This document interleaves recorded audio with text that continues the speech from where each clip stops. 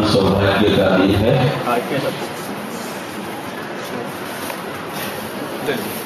ये हम ये जगदीश्वर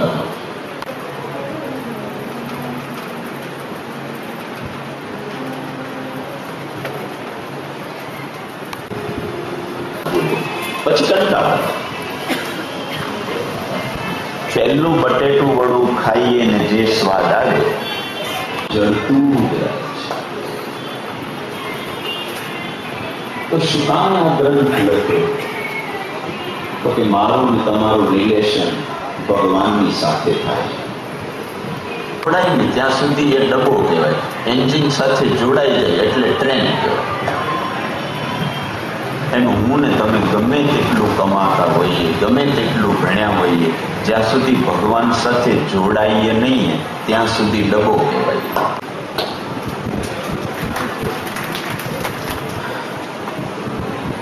કંકોત્રીમાં એવું લખ્યું કે એમનું કેટલું તપ હશે કે 200 વર્ષ કાંઈ ફાળો લેવામાં ના આવે તો એ દુનિયાના કોઈ દેશમાં આવું નથી. તો ભગવાન સાથે જોડાઈ જઈએ. અચ્છા, તો ભગવાન મૂર્તિઓ શું કરે છે જોવું જોઈએ, એનો સ્વભાવ કેવો છે. તો ભગવાન સાથે જોડાવું છે. આ 3 વસ્તુ હોય ને પછી આપણને ફાવે તો જોડાઈએ, નહીં તો પછી કારણ વગરના હાથથી બગાડવા. તમે ભગવાનને શરણે જઈએ તો આવે જ. આનંદ રૂપાય ભગવાનનું રૂપ છે સત્ય, બીજું રૂપ છે જીવ,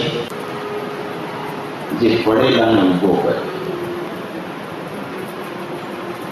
વિભીષણ રામના શરણમાં આવ્યો તો ભગવાને એને ઉભો કર્યો.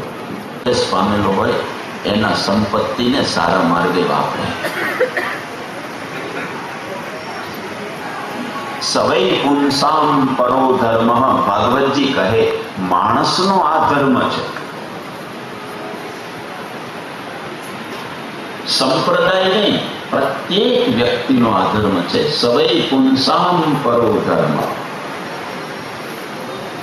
આપણે એટલા બધા સંપ્રદાયોમાં વહેંચાઈ ગયા છીએ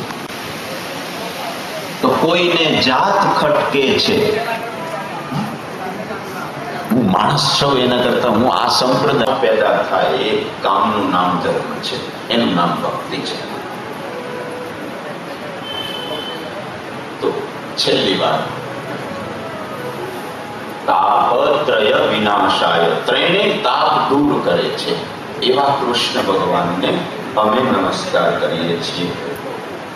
વયમ નુમા શ્રી કૃષ્ણાય વયમ નમઃ. નમઃ એટલે હું નમસ્કાર કરું છું, નુમઃ એટલે અમે બધા નમસ્કાર કરીએ છીએ.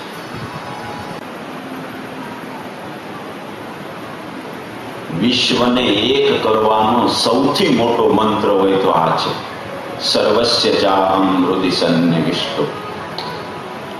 એને એમ ન કીધું કે હું બ્રાહ્મણના હૃદયમાં છું, એમ ન કીધું કે હું લોવાણાના હૃદયમાં છું, એમ ન કીધું કે હું ધનવાનના હૃદયમાં છું, એમ ન કીધું હું ગરીબના હૃદયમાં છું.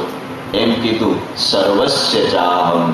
ભગવાન કહે હું બધાયના હૃદયમાં છું. શૌનક મુનિ કહેવા લાગ્યા, ભાગવતનો શ્રોતા વક્તા કરતા વધારે ભણેલા છે.